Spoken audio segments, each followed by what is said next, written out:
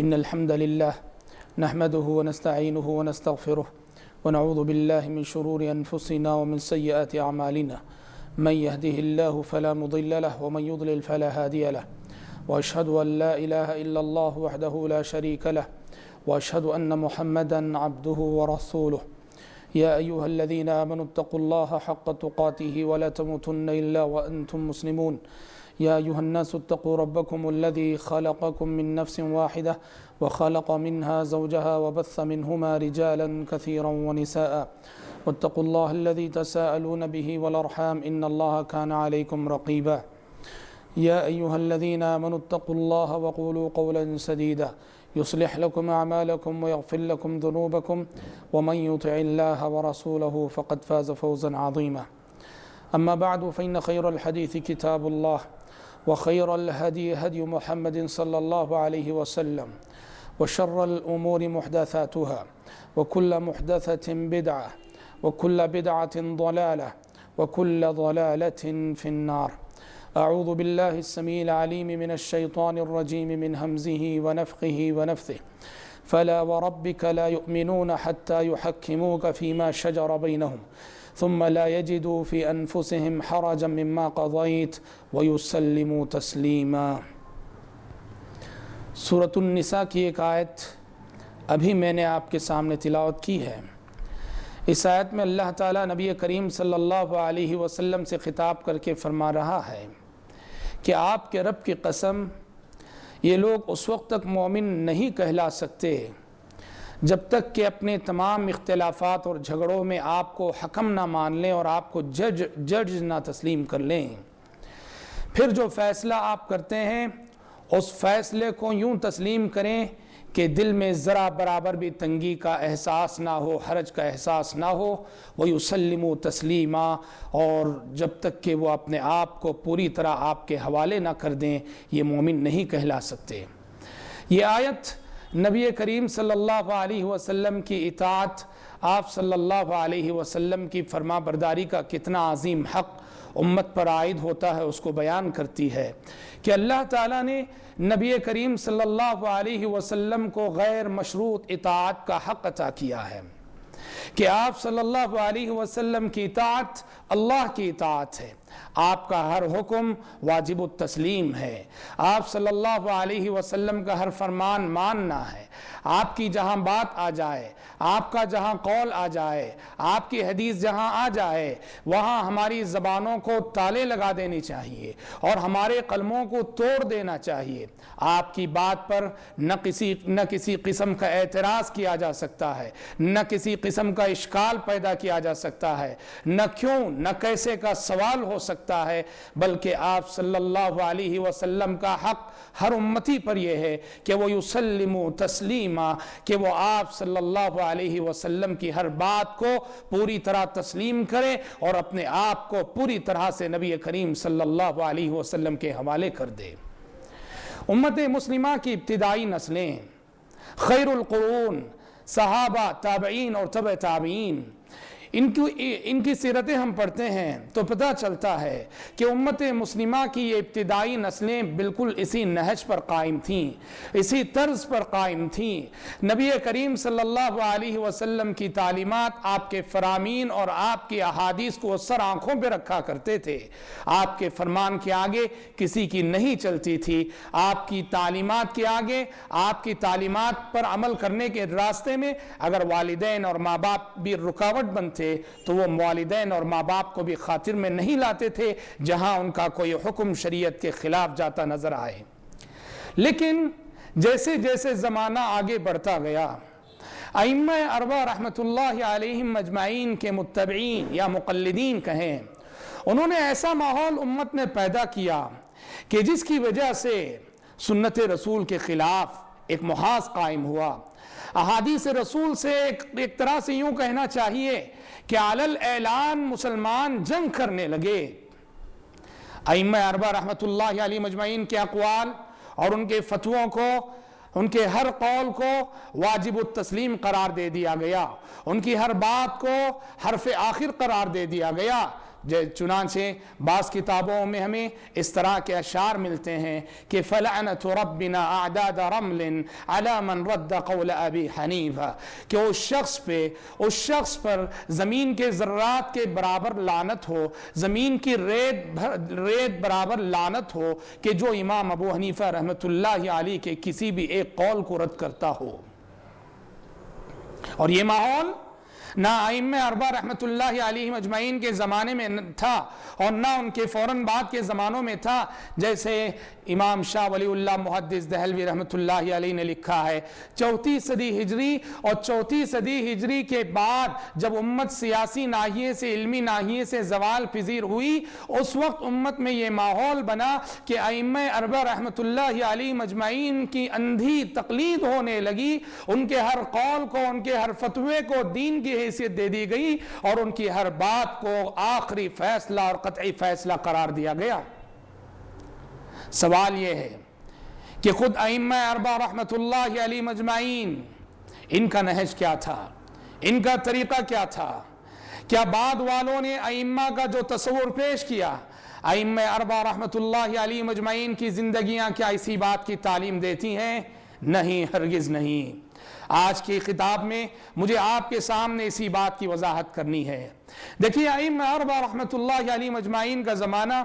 इमाम अबू हनीफा रहमतुल्लाहि अलैहि का इंतकाल सन 150 हिजरी में हुआ। इमाम मालिक बिन अनस रहमतुल्लाहि अलैहि का इंतकाल सन 170 पर 9 हिजरी में हुआ। इमाम शाफी रहमतुल्लाहि अलैहि का इंतकाल 204 हिजरी में हुआ। इमाम अहमद बिन हंबल रहमतुल्लाहि अलैहि का इंतकाल 240 पर 1 हिजरी में हुआ। ये सब अइम्मा अपने अपने ज़मानों में इन्होंने किताब व सुन्नत की खिदमत की, किताब व सुन्नत पर कायम रहे, किताब व सुन्नत के मुताबिक फैसले और फतवे देते रहे। हाँ, उनके फतवों में, इनके फैसलों में कहीं कहीं किताब व सुन्नत की खिलाफ वर्जी नजर आती है। इनके कई फतवे बसा औकात हदीस के खिलाफ जाते नजर आते हैं। क्यों?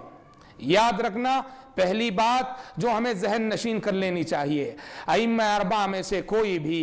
अमदन और जानबूझकर हदीस रसूल की खिलाफ वर्जी हरगिज किसी ने नहीं की। शेखुल इस्लाम इब्ने तैमिया रहमतुल्लाहि अलैहि ने अपनी माया नाज किताब रफ़उल मलाम अनिल अइम्मतिल आलाम में वह असबाब जिक्र किए हैं जिन असबाब के पेश नज़र अइम्मा अरबा रहमतुल्लाहि अलैहिम अजमाइन के बास फतवे हदीसों के खिलाफ गए हैं। कहा कि वो कभी भी जानबूझकर और अमदन वो हदीस रसूल के खिलाफ फतवा नहीं दिए। अगर कहीं किसी का फतवा हदीस के खिलाफ गया है तो उसका एक सबब तो ये था कि बसा औकात किसी इमाम को हदीस ना पहुंची हो। इसलिए कि तदवीन हदीस का ज़माना यह कर्न सालिस और कर्न राबे है, 3री सदी हिजरी और 4वीं सदी हिजरी। 2री सदी हिजरी के अवाखिर से रस्मी तदवीन शुरू हुई हदीस की। तो हदीस बाकायदा मुदव्वन ना होने की वजह से अइम्मा अरबा रहमतुल्लाहि अलैहिम अजमाइन को कई एक मसाइल में हदीसें नहीं मिलने की वजह से उन्होंने अपने इज्तिहाद से फतवा दिया।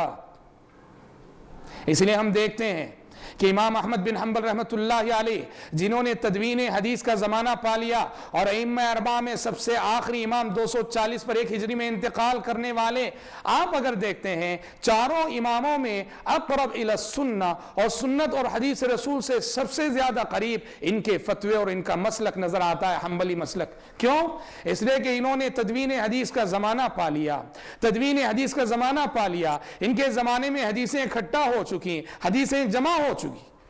जबकि इनसे पहले का जो ज़माना था वो रिवायत हदीस का ज़माना था। हदीसें जमा नहीं हुई थी, हदीसें इकट्ठा नहीं हुई थी, हदीसें अभी रिवायत हो रही थी, रिवायत की जा रही थी। कुछ हदीसें इराकियों के पास थी, कुछ हदीसें हिजाजियों के पास थी, कुछ हदीसें शामियों के पास थी, कुछ हदीसें खुरासानियों के पास थी। रिवायत हदीस का ज़माना चल रहा था। अइम्मा अरबा रहमतुल्लाहि अलैहिम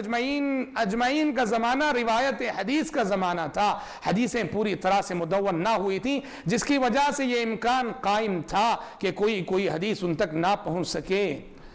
तो इसीलिए अगर कहीं किसी इमाम का फतवा हदीस के खिलाफ गया है तो उसका पहला सबब यह है कि इमाम साहब तक हदीस ना पहुंची हो, और दूसरा सबब کبھی کبھی ایسا ہوتا تھا کسی امام تک حدیث تو پہنچ چکی ہوتی لیکن حدیث جس سند سے پہنچی ہوتی وہ سند ضعیف ہوتی، امام صاحب کو اس سند پر اعتبار نہ ہوتا، اس لیے کہ وہ دیکھتے کہ سند میں کوئی ضعیف راوی ہے، تو چونکہ حدیث رسول صحیح سند سے ثابت ہو تبھی لی جاتی ہے، اس لیے حدیث چونکہ ضعیف سند کے ساتھ پہنچی ہوتی تھی اس لیے امام صاحب اس حدیث کو قبول نہیں کیے ہوتے تھے۔ بہرحال کہنا یہ ہے کہ ایسی کچھ مجبوریاں ہوتی تھیں اور ایسی کچھ علمی آزار اور علمی عذر ہوتے تھے جن کی بنا بسا اوقات ائمہ اربعہ رحمت اللہ علیہ مجمعین کے فتوی حدیث کے خلاف گئے ہیں۔ ایسا نہیں کہ انہوں نے جان بوجھ کر اور عمدن حدیث رسول کی خلاف ورزی کی ہو، کلا وحاش للہ، ہرگز ہرگز ائمہ سے اس چیز کا تصور بھی نہیں کیا جا سکتا۔ کیوں؟ اس لیے کہ ان کی زندگیوں کو پڑھو، ان کے اقوال کو پڑھو، ان کے اقوال میں کیسا انصاف نظر آتا ہے، ان کے اقوال میں، ان کی زندگیوں میں اتباع سنت کا کیسا جذبہ نظر آتا ہے۔ یہ دیکھیے، یہ امام ابو حنیفہ رحمت اللہ علیہ، چاروں اماموں میں پہلے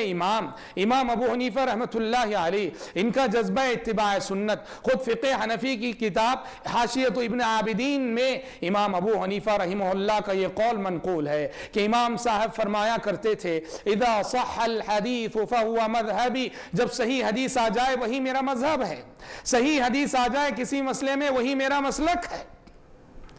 دیکھو امام صاحب کا کتنا انصاف ہے، وہ کہہ رہے ہیں کہ کسی بھی مسئلے میں کسی بھی زمانے میں صحیح حدیث مل جائے، وہ چاہے ان کے زمانے میں چاہے ان کے بعد کے زمانے میں، کہہ رہے ہیں کہ کسی بھی مسئلے میں صحیح حدیث آ جائے وہی میرا مسلک ہے۔ اللہ اکبر۔ اور اسی طرح سے ایک اور جگہ امام صاحب فرماتے ہیں کہ حرام علی من لم یعرف دلیلی ان یفتی بکلامی، جو شخص میرے فتوے کی دلیل کتاب و سنت سے نہ جانتا ہو ایسے شخص کے لیے ناجائز ہے کہ وہ محض میری بات کو، میرے فتوے کو بنیاد بنا کر کوئی فتوہ دے۔ ایک اور مقام پہ فرماتے ہیں اذا وجدتم کلامی یخالف کلام رسول اللہ صلی اللہ علیہ وسلم فاضربوا بکلام الحائط، فرماتے ہیں کہ اگر میری کوئی بات، میرا کوئی فتویٰ، میرا کوئی فرمان حدیث رسول کے خلاف، کتاب الہی کے خلاف جاتا نظر آئے، میری بات کو اٹھا کے دیوار پہ پھینک دو۔ اللہ اکبر، اس سے بڑا انصاف کیا ہو سکتا ہے؟ آج غور کیجئے، ہم انہی امام ابو حنیفہ رحمہ اللہ کی تقلید کرتے ہوئے ہمارے بہت سارے بھائی کتنی احادیث کو نظر انداز کرتے ہیں۔ آپ خود ان اقوال کی روشنی میں بتائیے، کیا کل قیامت کے روز اگر امام ابو حنیفہ رحمہ اللہ کو معلوم ہو کہ ان کے اپنے نام لیوا، ان کا نام لے کر احادیث رسول کو ٹھکرا کر ان کے فتووں کو اصل بنا کر فتوے دیتے رہے، کیا کل قیامت کے روز انہیں معلوم ہوگا تو کیا وہ اس روش سے خوش ہوں گے؟ ہرگز نہیں۔ ان کا انصاف دیکھو، ایک مرتبہ وہ اپنے شاگرد امام ابو یوسف جو کہ امام ابو حنیفہ رحمہ اللہ کے طبقہ اولا کے صف اول کے شاگرد ہیں، امام ابو یوسف رحمہ اللہ کو خطاب کر کے کہتے ہیں یا یعقوب لا تکتب کل ما تسمع منی۔ اللہ، کیا کہہ رہے ہیں؟ اے یعقوب، اے ابو یوسف، تم جو بھی بات مجھ سے سنا کرتے ہو میری ہر بات کو لکھا مت کرو، میری ہر بات کو لکھا مت کرو۔ فإنی أرى الرأي اليوم وأتركه غدا وَأَرَى الرَّأْيَ غَدًا وَأَتْرُكُهُ بَعْدَ غَد، کہا کہ میری ہر بات کو مت لکھا کرو، اس لیے کہ میرا آج کسی مسئلے میں آج میری ایک رائے ہوتی ہے مگر کل وہ میری رائے بدل جاتی ہے، کسی مسئلے میں کل میرا ایک فتویٰ ہوتا ہے لیکن وہ پرسوں میرا وہ فتویٰ بدل سکتا ہے، اس لیے میری ہر بات کو مت لکھا کرو۔ کیسا انصاف ہے امام ابو حنیفہ رحمہ اللہ کے پاس۔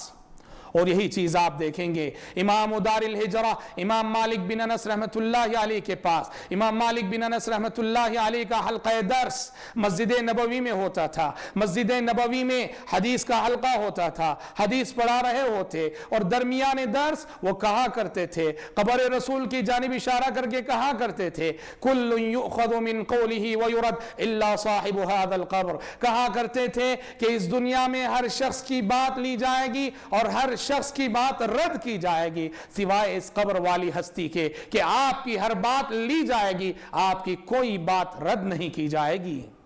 امام مالک کے ایک شاگرد इब्न वहब रहमहुल्लाह फरमाते हैं कि एक मरतबे इमाम मालिक रहमहुल्लाह के पास मजलिस जमा हुई थी, काफ़ी लोग इकट्ठा थे। इमाम मालिक बिन अनस रहमहुल्लाह से एक शख्स ने सवाल किया उंगलियों के खिलाल करने के बारे में कि वज़ू करते हुए पैर की जो उंगलियां हैं, पैर की उंगलियों के खिलाल का क्या हुक्म है। तो इमाम मालिक बिन अनस रहमतुल्लाह अलैहि ने कहा कि मदीने में मुझे इस पर अमल नज़र नहीं आता है, तो लिहाजा मैं इसे सुन्नत नहीं कहूँगा। इमाम मालिक चूँकि अमल अहलिल मदीना को हुज्जत समझते थे, मदीने के लोगों का जो अमल होता था उसे वो हुज्जत मानते थे, मदीने में उनके ज़माने में इस पे अमल नज़र नहीं आया, इसलिए इमाम मालिक ने कहा कि मैं इसका कायल नहीं हूँ। इब्न वहब रहमहुल्लाह फरमाते हैं कि इस मसले में मेरे पास एक दलील थी, मगर चूंकि लोग थे, बड़ा मजमुआ था, इसलिए मैंने उस वक्त बताना मुनासिब नहीं समझा ताकि इमाम मालिक शर्मिंदा ना हो। देखो कैसा अदब है, कैसा अदब है, अपने असातिज़ा के एहतराम का कैसा तरीक़ा है।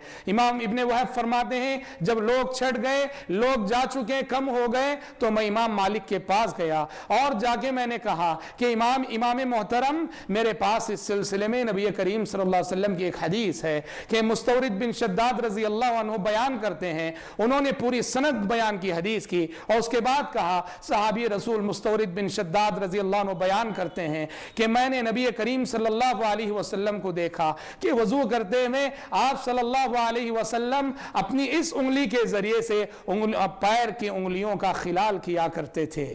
इब्न वहब रहमहुल्लाह फरमाते हैं जैसे ही मैंने यह हदीस बयान की, इमाम मालिक फरमाने लगे कि ज़िंदगी में मैंने यह हदीस आज तक नहीं सुनी थी, आज पहली मरतबे मैंने यह हदीस सुनी है। इब्न वहब फरमाते हैं इस हदीस के सुनने के बाद, इसके बाद जब कभी इमाम मालिक से ये मसला पूछा जाता, इमाम मालिक इस हदीस की रोशनी में उंगलियों के खिलाल करने का फतवा दिया करते थे। अल्लाहु अकबर, कैसे थे हमारे आइम्मा, कैसा इनका जज्बा इत्तिबाए सुन्नत। उन्होंने कभी भी अमदन जानबूझकर हदीस रसूल की खिलाफ वर्जी नहीं की। ये देखो ये इमाम शाफी रहमतुल्लाह अलैहि हैं, ये देखो ये इमाम शाफी रहमतुल्लाह अलैहि हैं जो कहा करते थे कि अजमाल मुस्लिमून अला अन्न मन इस्तबान लहु सुन्नतु रसूलिल्लाह सल्लल्लाहु अलैहि वसल्लम अल्ला यत्रुकहा लिक़ौलि अहद। इमाम शाफी फरमाया करते थे तमाम मुसलमानों का इजमा है, तमाम मुसलमानों का इत्तेफाक है कि जब जिस शख्स के सामने किसी मसले में सुन्नत रसूल आ जाए, हदीस रसूल वाज़े हो जाए, तो तमाम पूरी उम्मत मुस्लिमा का इत्तेफाक है कि किसी उम्मती के कौल की वजह से हदीस रसूल को छोड़ना हराम है, हदीस रसूल को छोड़ना नाजायज़ है। और यही इमाम शाफी हैं जिन्होंने अपनी किताबों में कई जगह लिखा है कि इज़ा सहल हदीस फहुवा मज़हबी, सही हदीस आ जाए तो वही मेरा मजहब है। और ये इमाम अहले सुन्ना इमाम अहमद बिन हम्बल रहमहुल्लाह को देखिए क्या फरमाते हैं अपने एक शागिर्द को खिताब करते हुए, ला तुक़ल्लिदनी वला तुक़ल्लिद मालिकन वला औज़ाई वख़ुज़ मिन हैज़ु अख़ज़ू। फरमाते हैं मेरी तक़लीद न करना, मालिक की तक़लीद न करना, औज़ाई की तक़लीद न करना, बल्कि इन लोगों ने अहकाम और मसाइल जहाँ से लिए हैं, अहकाम और मसाइल वहाँ से लेना। यानी किताबों सुन्नत को असल बनाना, किताबों सुन्नत को असल बनाकर उन्हें मेयार और हुज्जत बनाकर जो है मसाइल को लेना, न कि हमारे महज अक़वाल हमारी आरा को हुज्जत बनाना। ये देखो ये अइम्मा अरबा के अक़वाल हैं जिनकी रोशनी में हम समझ सकते हैं कि अइम्मा अरबा रहमतुल्लाहि अलैहिम अजमाइन के अंदर इत्तिबाए सुन्नत का कैसा जज्बा था। इमाम मालिक बिन अनस रहमहुल्लाह फरमाया करते थे अस्सुन्नतु सफीनतु नूह मन रकिबहा नजा व मन तखल्लफ अन्हा गरक। फरमाया करते थे सुन्नत रसूल की मिसाल, हदीस रसूल की मिसाल नूह अलैहिस्सलाम की कश्ती जैसी है। नूह अलैहिस्सलाम की कश्ती जैसी है कि नूह अलैहिस्सलाम की कश्ती में उस जमाने में जब तूफान आया था, नजात उसी के लिए थी जो इस कश्ती में सवार हो जाए, जो इस कश्ती से पीछे रहे वो उसके लिए हलाकत उसका मुकद्दर थी। इमाम मालिक फरमाते हैं फितनों के ज़माने में सुन्नत पे अमल करना, हदीस रसूल को लेना, यही नजात का जामिन है। इसको छोड़ने में इंसान की हलाकत है और तबाही है। और सुभान अल्लाह अइम्मा अरबा रहमतुल्लाहि अलैहिम अजमाइन का इंसाफ था कि उन्होंने अपने शागिर्दों की तरबियत भी इसी नहज पर की। उन्होंने अपने शागिर्दों पर अपनी अंधी तकलीद फर्ज न की। उन्होंने अपने शागिर्दों को पूरा हक दिया, किसी भी मसले में अपने उस्ताद से, अपने इमाम से इख्तिलाफ करने का पूरा हक दिया। ये देखो ये इमाम अबू हनीफा रहमतुल्लाहि अलैहि के दो मशहूर शागिर्द, इमाम मोहम्मद और इमाम अबू यूसुफ, इमाम अबू हनीफा रहमतुल्लाह के इनसे बड़े कोई और शागिर्द नहीं। इमाम अबू हनीफा रहमतुल्लाह के सफ़े अव्वल के दो बड़े शागिर्द इमाम मोहम्मद और इमाम अबू यूसुफ, फ़िक़्ह हनफी की किताबों के मुताबिक इमाम अबू यूसुफ और इमाम मोहम्मद रहमहुमुल्लाह ने खुद अपने उस्ताद इमाम अबू हनीफा रहमहुल्लाह से एक सुलुस मसाइल में इख्तिलाफ किया है। एक सुलुस का मतलब क्या है कि अगर इमाम अबू हनीफा रहमहुल्लाह के 9000 फतवे हैं तो 3000 फतवों में इमाम अबू यूसुफ और इमाम मोहम्मद ने कहा कि इमाम साहब उस्ताद मोहतरम, हम आपके फतवे को नहीं लेंगे क्योंकि आपका फतवा हमें हदीस रसूल के खिलाफ मालूम हो रहा है। अल्लाह अकबर। इमाम मोहम्मद की किताब अल-मुअत्ता, इमाम मोहम्मद अपनी किताब अल-मुअत्ता में लिखते हैं, इस्तिस्का के मसले में, बारिश तलब करने के मसले में लिखते हैं कि नबी करीम सल्लल्लाहु अलैहि वसल्लम से बारिश के लिए दुआ के साथ साथ अलग से नमाज पढ़ना भी साबित है, जबकि मेरे उस्ताद इमाम अबू हनीफा रहमहुल्लाह बारिश के लिए अलग से नमाज पढ़ने के कायल न थे। लेकिन हदीस चूंकि आ चुकी है, सुन्नत रसूल सराहत के साथ दलालत कर रही है कि आप सल्लल्लाहु अलैहि वसल्लम बारिश के लिए अलग से नमाज पढ़ा करते थे, इसलिए मैं अपने उस्ताद मोहतरम के कौल को बाजू रखता हूं और उसे छोड़कर हदीस रसूल को अपनाता हूं। अल्लाह अकबर, कैसा इंसाफ था ये दरअसल इमाम अबू हनीफा रहमतुल्लाह की तरबियत का नतीजा था। उन्होंने अपने तलामिज़ा की तरबियत इसी नहज पर की थी कि जहां जिस मसले में हदीस रसूल को आ जाए मेरे फतवों को उठा के बाजू रख दो। इसाम बिन यूसुफ अल-बल्खी और मशहूर आलिम है, एक बहुत बड़े मशहूर आलिम इसाम बिन यूसुफ अल-बल्खी, जो खुद इमाम अबू यूसुफ और इमाम मोहम्मद के बहुत बड़े शागिर्द हैं। इसाम बिन यूसुफ अल-बल्खी कितने मसाइल में फ़िक़्ह हनफी के खिलाफ फतवा दिया करते थे। फ़िक़्ह हनफी के मुताबिक नमाज में रफ़ुल यदैन करना साबित नहीं है, रुकू को जाते हुए, रुकू से उठते हुए, इसी तरह दूसरी रकात से तीसरी रकात को उठकर खड़े होते हुए जो रफ़ुल यदैन किया जाता है, फ़िक़्ह हनफी के मुताबिक रफ़ुल यदैन नहीं करना चाहिए। लेकिन इसाम बिन यूसुफ अल-बल्खी जो कि बहुत बड़े हनफी आलिम हैं, बहुत बड़े हनफी इमाम हैं, इमाम अबू यूसुफ और इमाम मोहम्मद के शागिर्द हैं, उन्होंने जब देखा कि नबी करीम सल्लल्लाहु अलैहि वसल्लम से मुतवातिर हदीसें साबित है रफ़ुल यदैन के सिलसिले में, तो हनफी रहते हुए इसाम बिन यूसुफ अल-बल्खी रहमतुल्लाहि अलैहि रफ़ुल यदैन किया करते थे। कैसे थे हमारे असलाफ, कैसा इंसाफ था उनके पास। और यही चीज आपको नजर आएगी दूसरे इमामों के मुत्तबईन, दूसरे इमामों के तलामिज़ा के पास भी। इमाम शाफी रहमतुल्लाहि अलैहि ने एक हदीस, मशहूर हदीस है, हदीस बिरवा बिनत वाशिक। अल्लाह के नबी के ज़माने में एक खातून थी, एक सहाबिया थी, उनका नाम था बिरवा बिनत वाशिक। उनकी शादी हुई, निकाह हुआ,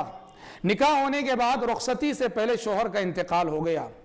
अब मसला ये आया कि बिरवा बिनते वाशिक का क्या हुक्म है, क्या उन पर इद्दत गुजारना जरूरी है क्या, इसलिए कि सिर्फ निकाह हुआ है, रुखसती नहीं हुई थी, शोहर का इंतकाल हो गया। नबी करीम सल्लल्लाहु अलैहि वसल्लम ने यह फैसला फरमाया था कि बिरवा बिनते वाशिक बाकायदा रिश्ते ज़ौजियत, चूंकि निकाह हो चुका था, ज़ौजियत साबित हो चुकी थी और रुखसती ना होने के बावजूद 4 महीने 10 दिन इद्दत गुजारेंगी और अपने शोहर की मीरास की भी हकदार होंगी। यह हदीस जब इमाम शाफी रहमतुल्लाह तक पहुंची तो ज़ईफ सनद से पहुंची,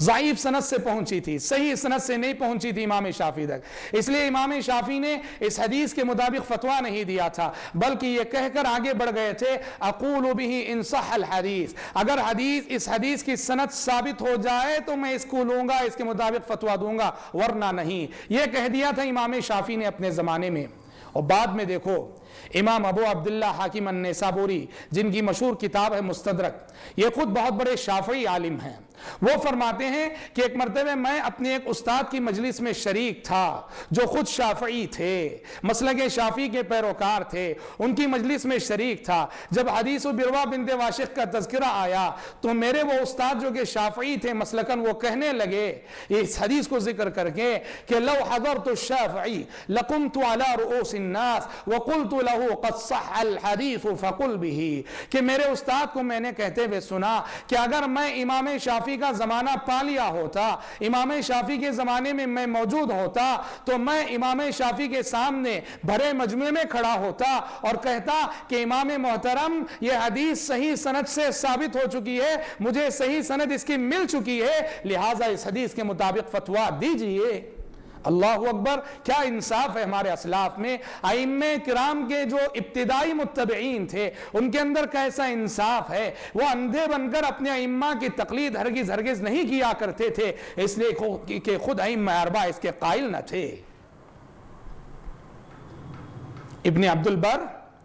علامہ ابن عبد البر رحمۃ اللہ علیہ جنہیں حافظ المغرب کہا جاتا ہے، اندلس کے بہت بڑے محدث اور بہت بڑے فقیہ، مالکیوں میں سر فہرست ابن عبد البر آتے ہیں، لیکن آپ دیکھو علامہ ابن عبد البر رحمۃ اللہ علیہ اپنی کتاب جامع بیان العلم وفضلہ میں ائمہ اربعہ کی یا کسی کی بھی اندھی تقلید کرنے سے کس قدر منع کرتے ہیں۔ مالکی ہیں اور مالکی رہتے ہوئے اندھی تقلید کرنے کی کس قدر مذمت وہ اپنی کتاب جامع بیان العلم وفضلہ میں کرتے ہیں۔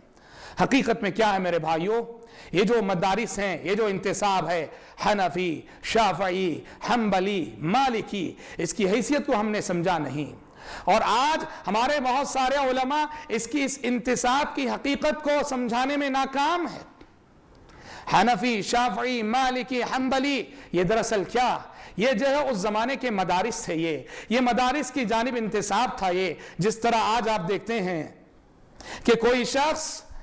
شخص کسی مدرسے سے پڑھ کے نکلتا ہے، جس مدرسے کا فارغ ہوتا ہے وہ اپنے آپ کو اس مدرسے کی جانب منسوب کر دیتا ہے۔ کوئی دیوبند سے پڑھ کے نکلتا ہے وہ قاسمی لکھتا ہے، کوئی ندوۃ العلماء سے پڑھ کے نکلتا ہے وہ ندوی لکھتا ہے، کوئی سلفیہ بنارس سے نکلتا ہے وہ اپنے نام کے آگے سلفی لکھتا ہے، کوئی جامعہ دارالسلام عمر آباد سے پڑھ کے نکلتا ہے وہ اپنے نام کے سامنے عمری لکھتا ہے۔ یہ بھی دراصل یہ انتصاب بھی اسی حیثیت سے تھا،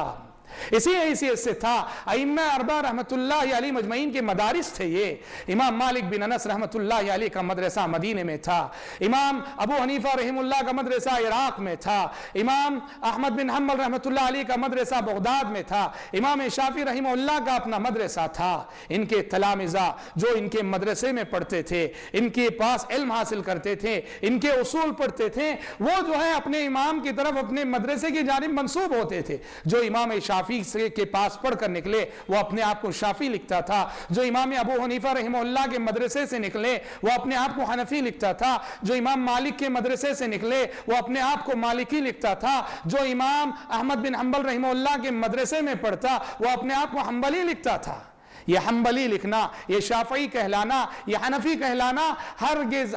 اس معنی میں نہیں تھا کہ وہ آنکھ بند کر کے 100% اپنے امام کے پیچھے چلتے تھے، ہرگز اس معنی میں نہیں تھا۔ اسی لیے آپ دیکھتے ہیں کتنے ایسے مسائل میں امام بیہقی جو کہ بہت بڑے شافعی عالم گزرے ہیں، بہت بڑے شافعی عالم گزرے ہیں، امام بیہقی رحمت اللہ علیہ کتنے مسائل میں یہ بعد میں یہ کہتے ہیں اپنی کتابوں میں کہ یہی امام شافعی کا مسلک ہے۔ حالانکہ امام شافعی کی رائے وہ نہیں ہوتی ہے، امام شافعی نے اس مسئلے میں اپنی زندگی میں وہ رائے نہیں دی ہوتی ہے، لیکن امام بیہقی بعد میں آ کر کہتے ہیں اس مسئلے میں امام شافعی کی یہی رائے ہے۔ جب ان سے پوچھا جاتا کہ اے بیہقی، امام شافعی نے تو اب صراحت کے ساتھ اس رائے کو اپنایا نہیں بلکہ اس کے خلاف فتویٰ دیا اپنی زندگی میں، تو امام بیہقی کہتے تھے کیا امام محترم نے یہ نہیں فرمایا کہ اذا صح الحدیث فہو مذہبی، جب صحیح حدیث آ جائے وہی میرا مسلک ہے، جب صحیح حدیث آ جائے وہی میرا مذہب ہے؟ کہا صحیح حدیث آ گئی اب اس مسئلے میں تو یہی امام محترم کا مسلک ہے، بھلے سے وہ اپنی زندگی میں اس کے قائل نہ رہے ہوں۔ کیسا انصاف ہے دیکھو۔ تو لہٰذا محترم بھائیوں آج سمجھنے کی ضرورت ہے، ائمہ کرام رحمت اللہ علیہ مجمعین، ائمہ اربعہ رحمت اللہ علیہ مجمعین کی حیثیت کو سمجھنے کی ضرورت ہے۔ ائمہ کرام رحمت اللہ علیہ مجمعین دین کے شارح تھے، یہ دین کی شرح انہوں نے کی۔ ان کے علم سے استفادہ کریں، ان کے مسائل سے استفادہ کریں، ان کے فتووں سے استفادہ کریں، ان کے مسائل سے استفادہ ناگزیر ہے، ان کے علم سے استفادہ ناگزیر ہے، اور ان کی شان میں کسی بھی قسم کی گستاخی کرنا بہت بڑی گستاخی، ان کی شان میں کسی بھی قسم کی گستاخی کرنا اہل علم کے نزدیک کسی اچھے مسلمان کی علامت نہیں ہے۔ ان کا احترام کریں، ان کی عزت کریں، ان کی توقیر کریں، لیکن ان کی عزت اور احترام کے یہ معنی نہیں کہ ان کے وہ مسائل اور وہ فتوے جو حدیث رسول کے خلاف گئے ہیں ہم حدیث رسول کو ٹھکرا کر ان کے فتووں کو اپنائیں۔ ائمہ دین کے اشارے ہیں، دین کی شرح کرنے والے تھے، نہ کہ دین بنانے والے، نہ کہ دین وضع کرنے والے، اور نہ ہی والعیاذ باللہ ائمہ میں سے کسی نے اس چیز کا دعویٰ کیا ہے۔ افسوس ہے کہ امت کی بات کی نسلوں نے ائمہ کرام رحمت اللہ علیہم اجمعین کو شارح کے بجائے شارع کا درجہ دے دیا، شارح کے بجائے، دین کی شرح کرنے والوں کے بجائے شارع یعنی دین بنانے والوں کا درجہ دے دیا۔ اور بھائیوں معاف کرنا، یہ وہ جرم ہے جو جرم کے ہم سے پہلے اہل کتاب نے کیا تھا، ہم سے پہلے یہود و نصارہ نے کیا تھا۔ قرآن مجید نے فرمایا اتخذوا احبارهم ورهبانهم اربابا من دون اللہ، اتخذوا احبارهم ورهبانهم اربابا من دون اللہ، ان یہود و نصارہ نے اپنے علماء کو، اپنے راہبوں کو رب بنا لیا۔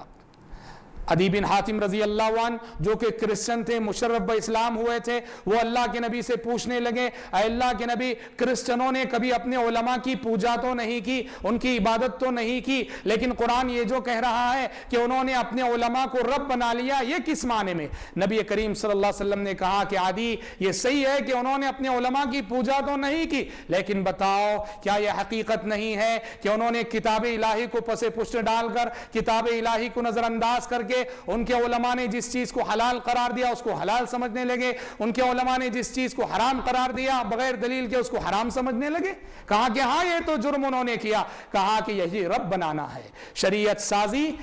سازی کا حق کسی کو نہیں ہے، شریعت سازی کا حق کسی کو نہیں ہے، شارع اللہ تبارک و تعالی ہے۔ اللہ کے احکام نبی کریم صلی اللہ علیہ وسلم امت تک پہنچایا کرتے تھے، اور نہ ہی ائمہ کرام رحمت اللہ علیہم اجمعین نے شریعت سازی کا دعویٰ ہی کیا، انہوں نے شریعت کی خدمت کی، دین کی خدمت کی، اپنے علم کے ذریعے، اپنی سمجھ بوجھ کے ذریعے، اپنی فقاہت کے ذریعے، ان کی سمجھ بوجھ اور ان کی فقاہت، ان کے مقام تک پہنچنا یقیناً بہت مشکل ہے، لیکن اس کے یہ معنی نہیں کہ ہم اندھی تقلید ان کی کریں، جس اندھی تقلید سے خود ائمہ کرام رحمت اللہ علیہ مجمعین نے منع کیا ہے۔ اس لیے انصاف کے دامن کو تھامے رہیں، انصاف کے دامن کو تھامے رہیں، اور یاد رکھیں کہ محمد صلی اللہ علیہ وسلم کے بعد، محمد صلی اللہ علیہ وسلم کے علاوہ اس امت کی کوئی شخصیت ایسی نہیں کہ جس کے پیچھے ہم آنکھ بن کر کے 100% چلے جائیں۔ خود امام ابو بکر صدیق رضی اللہ عنہ جب خلیفہ بنائے گئے، اپنے پہلے خطبے میں انہوں نے خطاب کر کے کہا تھا اطیعونی ما اطاعت اللہ ورسولہ، لوگوں میری اطاعت تم پر اس وقت تک فرض ہے جب میں اللہ اور اس کے رسول کے احکام کے مطابق چلوں، اگر کہیں کسی معاملے میں میرا قدم اللہ اور اس کے رسول کی اطاعت سے ہٹے مجھے درست کرنا ہو، یہ تمہاری ذمہ داری ہے۔ ابو بکر صدیق جب یہ کہہ رہے ہیں تو پھر کون ہے جو یہ دعویٰ کرے کہ میں 100% اطاعت کا حق رکھتا ہوں؟ نہیں، ہرگز نہیں۔ رب العالمین سے دعا ہے کہ رب العالمین کہنے والے کو، سننے والوں کو توفیق عطا فرمائے کہ ہم ائمہ